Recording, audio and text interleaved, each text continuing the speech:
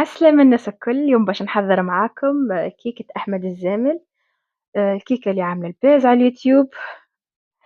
نبدو بسم الله. الكيكة حضرتها وحدي راني في الدار، اللي ما ينجمش ينجم يشريها حاضرة سهلة برشا. القول متاعي اللي باش نعمله اليوم باش نعمله ميني صغير كيما قاعدين تشوفوا طرحت الكيك وبصوابعي باش تشد بعضها، ومن بعد باش نحضر لها الكريمة متاعها سهلة برشا. كعبتين فرماج كيري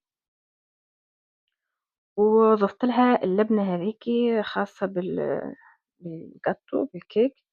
أما مش مشكلة اللي ما عندهاش ينجم يعمل يوغورت، الياغورت الطبيعي. آمم، وضفت لها شوية حليب، ريف حليب باش نحلها، ومن بعد ضفت لها مغرفة ولا مغرفتين عسل كيما أنتم تحبوا كيما تحبوا الحلاوة متاعكم.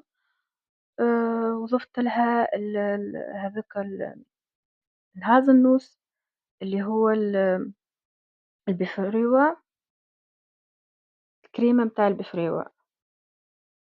أنا حبيت النكهة يعني اللي ما يحبش ينجم يعمل عسل برك، ونخلطها مليح مليح لين نشوفها نحسها متماسكة يعني بدات مع بعضها. طريقة سهلة برشا وإن شاء الله تنال إعجابكم.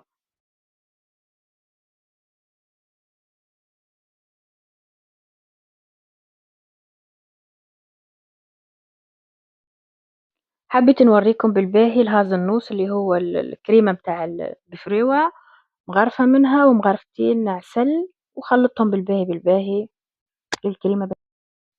حاسيلون ودكم ومن شهيكم.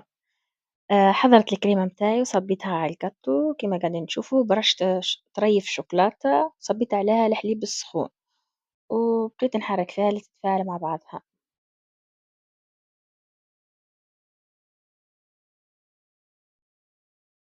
حضرتليش الشوكولاتة متاعي وتوا نحاول نصبها شوية شوية على ذيك الكريمة، ما نخلي حتى بقعة فارغة.